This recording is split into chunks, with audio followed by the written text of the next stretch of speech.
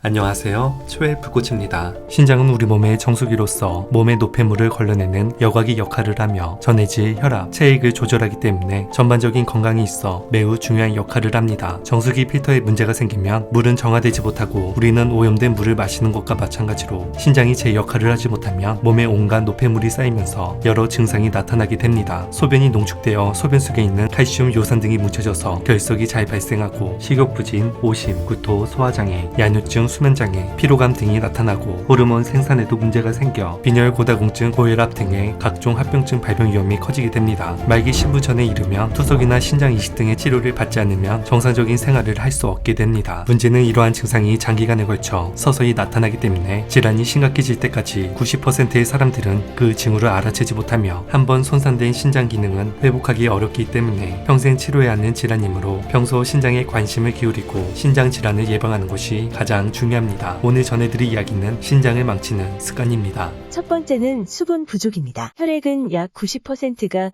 물로 구성되어 있습니다. 체내 수분이 부족하면 혈액의 농도가 올라가 끈적해지면서 혈액순환이 잘 안되며 걸쭉한 피는 신장 사구체를 통과하면서 모세혈관을 막기 때문에 신장을 손상시킬 수 있습니다. 또한 체내 수분이 적어 소변이 농축되면 소변 속에 있는 칼슘, 요산 등이 뭉쳐져서 결석이 잘 생기게 되는데 결석의 크기가 소변의 흐름을 막을 정도로 큰 경우는 한쪽 신장에서 소변이 배출되지 않아 신장이 부어오르면서 신장의 기능을 떨어뜨리기도 합니다. 때문에 하루 최소 물 섭취량을 정해놓고 나눠 마시는 습관을 들이고 평소에 수시로 마셔 갈증을 느끼지 않도록 하는 것이 가장 중요합니다. 다만 신장의 기능이 30% 이하로 떨어졌을 경우 물을 너무 많이 마시면 신장에 무리가 가서 저나트륨 혈증, 심지어 폐부종까지 생길 수 있기 때문에 신장 기능의 상태에 따라 수분을 적절히 섭취해야 합니다. 두 번째는 나트륨 과다 섭취입니다. 적정량의 나트륨은 인체에 유익한 기능을 하지만 나트륨 섭취가 많아지면 혈액 염도가 높아지면서 체내 수분을 혈액 내로 끌어당기고 이 때문에 혈액량이 늘고 혈관이 부풀면서 혈관벽에 압박을 받아 전신 혈압이 높아지게 되며 신장의 사구체 및 주변 혈관들의 높은 압력이 전해져서 사구체와 혈관이 손상되고 손상이 지속되면 만성 신장병으로 진행됩니다. 또한 나트륨을 과도하게 섭취하면 단백뇨 증상이 심해지는데 혈액 속에 나트륨이 많으면 우리 몸이 삼투압을 유지하기 위해 단백질을 밖으로 내보내는데 이때 단백뇨가 나오게 됩니다. 특히 단백뇨 자체가 신장 염증을 유발하고 신장의 사구체를 딱딱하게 만드므로 신장 질환이 있으면 저염식이 필요합니다. 세 번째는 탄산음료입니다. 탄산음료처럼 설탕이나 과당이 많이 포함된 음료수를 자주 마시는 경우 당뇨나 비만이 생기기 쉽다는 것은 많은 연구를 통해 잘 알려져 있으며 탄산음료의 위험성은 여기서 그치지 않는다는 연구 결과가 있습니다. 2016년 신장병학 저널에 발표된 연구에 따르면 일주일에 4개 이상의 당분이 첨가된 탄산음료를 마신 사람들은 매주 탄산음료 반인분 이하를 마신 사람들보다 신장질환에 걸릴 위험이 2배 이상 높다는 것을 발견했습니다. 과도한 과당 섭취는 염분을 조절하는 단백질인 안지오텐신에 대한 신장의 민감도를 높여서 염분을 배설하지 않고 재흡수시킬 수 있으며 염분이 재흡수되면 심부전, 고혈압, 비만, 당뇨병 등의 위험이 커지게 됩니다. 네 번째는 과도한 단백질 섭취입니다. 다이어트를 위해 혹은 멋진 몸을 만들기 위해 단백질을 과도하게 섭취하거나 다른 영양소는 먹지 않고 단백질로만 구성된 식단을 고집한다면 오히려 건강에 악영향을 미칠 수 있습니다. 단백질은 몸에 들어오면 대사 과정을 통해 질소로 변하는데 이는 독성 물질인 암모니아 가스를 유발합니다. 이처럼 단백질이 많이 들어올수록 암모니아 발생도 많아지기 때문에 이를 걸러내는 신장에 부담이 가고 점점 망가지게 됩니다. 또 단백질을 과도하게 섭취하면 혈중 요산 수치를 높여 통풍이나 신장 결석, 골다공증까지 발생시킬 수 있습니다. 단백질의 일일 권장 섭취량은 본인 체중 곱하기 0.8g에서 1g으로 계산하며 신장이 2시간 이내에 걸을 수 있는 단백질의 양은 20g 정도로 하루 권장량을 3끼에 나눠서 먹는 것이 좋습니다. 다섯 번째는 수면 부족입니다. 미국 하버드대학 의과대학 브리검 여성병원 연구팀은 여성 4,238명을 대상으로 11년에 걸쳐 수면 시간과 신장 기능의 연관성을 분석한 결과 하루 수면 시간이 5시간 이하인 여성은 하루 7시간에서 8시간 자는 여성에 비해 신장 기능이 급속히 저하될 가능성이 65% 큰 것으로 나타났습니다. 수면 부족과 신장 기능 저하의 연관성은 잠이 모자라는 사람들에게 흔히 나타나는 고혈압과 당뇨병 같은 다른 건강 문제를 야기할 수 있고, 신장은 낮과 밤의 작업량의 차이가 있어서 그 기능도 낮과